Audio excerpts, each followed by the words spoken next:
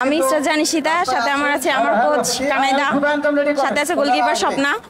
তো বিভিন্ন জায়গায় যে আমরা টুর্নামেন্টগুলো প্রীতি ম্যাচগুলো খেলে থাকি। তুমি মাঠে না খাটে খেলতেছো এটা সবাই জানে, এটা আমি বলে কি।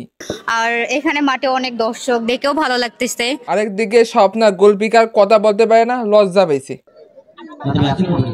এখন নারী পুরুষ সমান অধিকার জন্য সবাই এখন দোয়া চেতেছে, সবাই যেন এই অধিকার অংশগ্রহণ করে। সবাই আমাদের জন্য দোয়া করবেন যেন আজকে জিতে বাসে যাইতে পারি। তবে জাতির কাছে একটা প্রশ্ন, জীবনে কি করলাম, জীবনে কি করলি রে ভাই, বোঝা বোঝা আমাকে। কি হইছে আবার? আমার কিছু হয়নি, জীবনে কিছু করতে না পারলে ওই আশা ওই কথা বাদ দেন।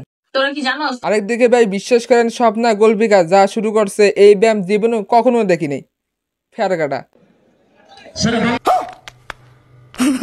এই হোয়াটসঅ্যাপ মামা আসসালামু আলাইকুম, this is M A Monirul. হয়তো আমাকে চেন কেউ আবার চেন না, যাই হোক আপনাদের চিনতে হবে না। আর হ্যাঁ, কি নিয়ে ভিডিও বানাতেছি হয়তো আপনার থাম্বনেল বা কিছু ভিডিও দেখে অলরেডি বুঝে গেছেন, তাই না মামা? ঘুন্টু লাগা।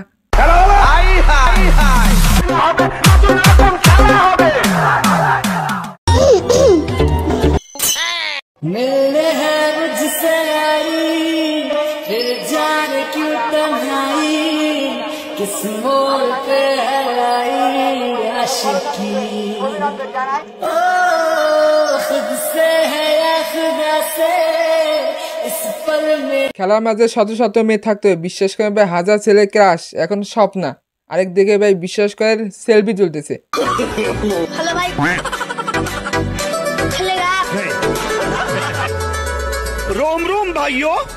এরা মাঠেও খেলে খাটেও খেলে, তাই তারা অনেক কিছু করে দেখাবে, জাস্ট বাংলাদেশের গর্ব অলরেডি জাস্ট হয়ে গেছে। আর আপনারা দেখেন, আর হ্যাঁ তাদের ব্যায়ামগুলো ভাই বিশ্বাস করেন অসাধারণ আর দেখতে অনেক কিউট, দেখেন খালি।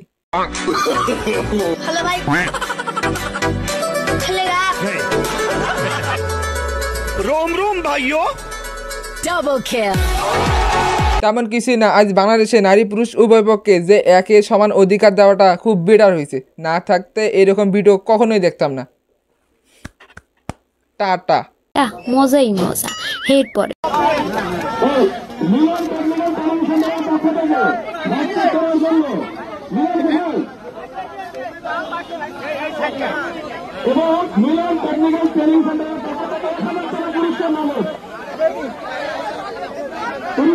আরেকদিকে আমাদের দেশে কিছু নারী আমাদের গর্ব হইতেছে, যে নারীগুলো বিশ্বাস করেন ভাই জাস্ট অ্যাডাল্ট দেখে মাথাটাই নষ্ট, বিশ্বাস করেন তারাই আজকাল গর্ব দেশে। আরেকদিকে বিখ্যাত গোলকিপার যার স্বপ্না, জাস্ট আগে দেখি তার ছাদের উপরে ট্রাই করতেছে ব্যায়াম।